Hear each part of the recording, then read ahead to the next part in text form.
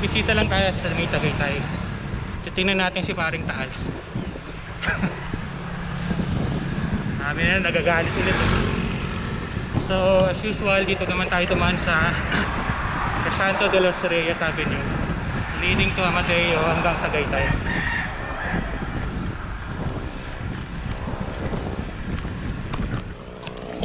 Kasi once hindi naman ganun ka-traffic, saka maliwalas ang kalsada, unlike sa kung sa Aguinaldo ka dadaan,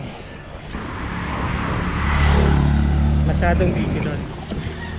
So and guys, kita nyo naman, walang daya. Gamit ko nga pala si hybrid MTB. Okay, proceed to the right.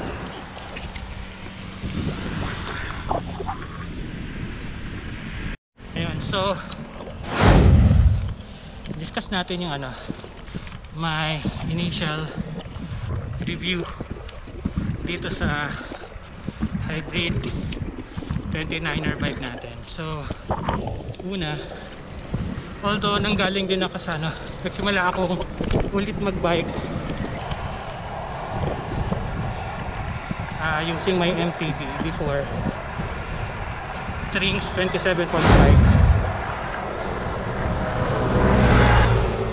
B500.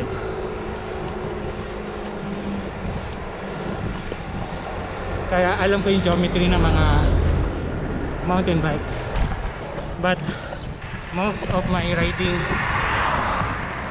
vlogs sa Strava, when I started recording it, puro road bike na using my Giant Content 2.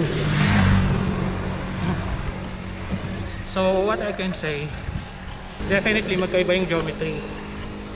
So there are some struggle sa makitang katawan natin.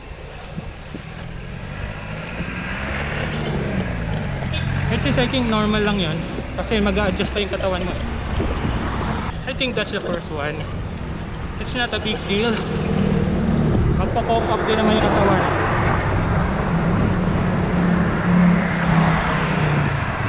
Mag-a-adjust din naman katawan natin dyan, so okay lang. Second siguro,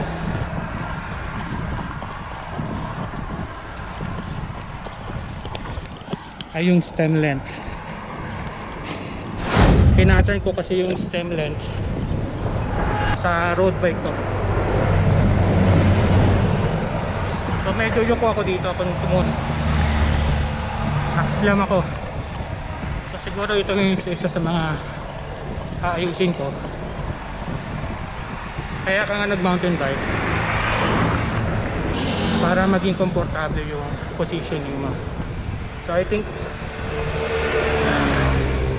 set up mistake lang ito, pero not a big deal. Again, ang pinaka big deal ay yung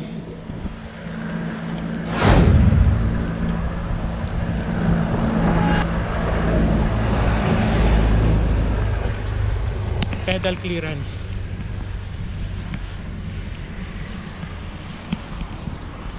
Nakailang pedal strike na ako, so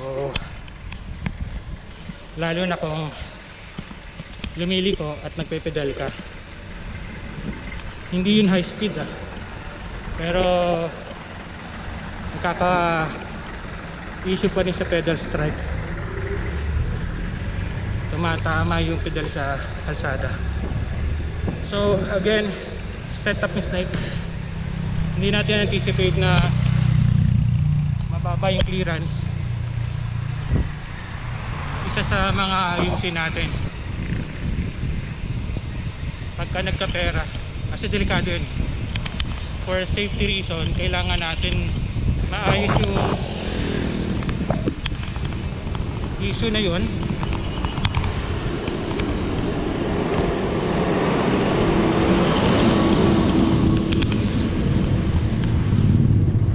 Pedal strike sa kalsada.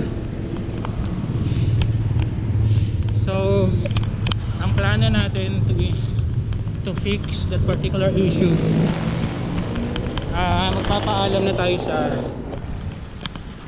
gulong natin yan. 700 wide,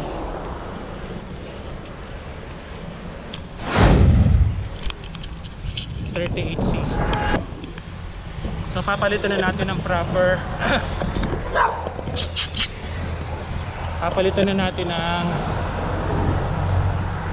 proper na mountain bike tire.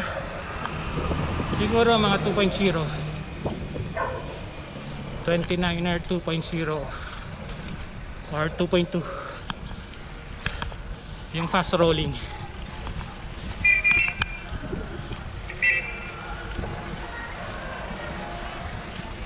Kasi ang purpose ko talaga dito parang road bike pa din. Kaya sinet up natin ang ganito yung gulong.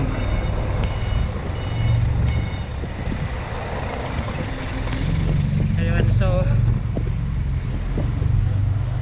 for safety concern magpapalit tayo. Yun, so far yun lang naman ang tatlong na-identified kong issue so far.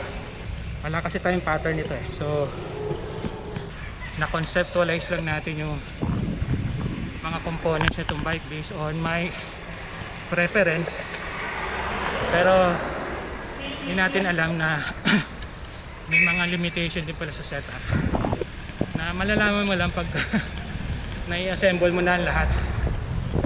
Yun, okay, diretso na tayo sa ride.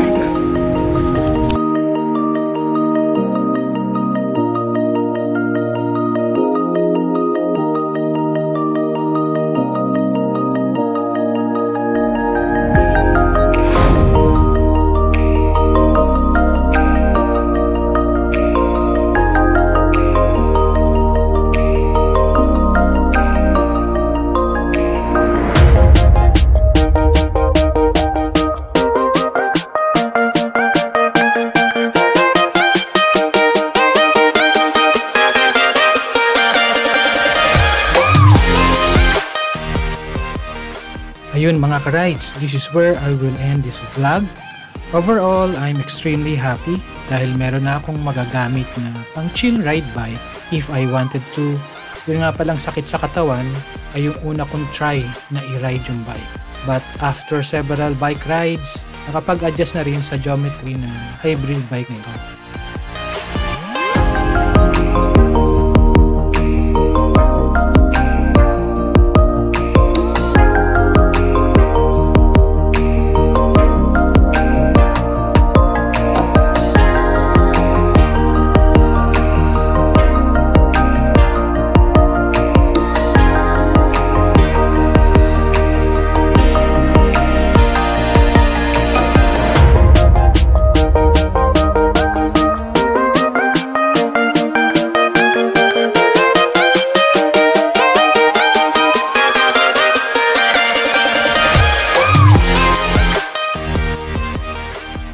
Kung nagustuhan nyo ang mga recent episodes ko, don't forget to like and subscribe.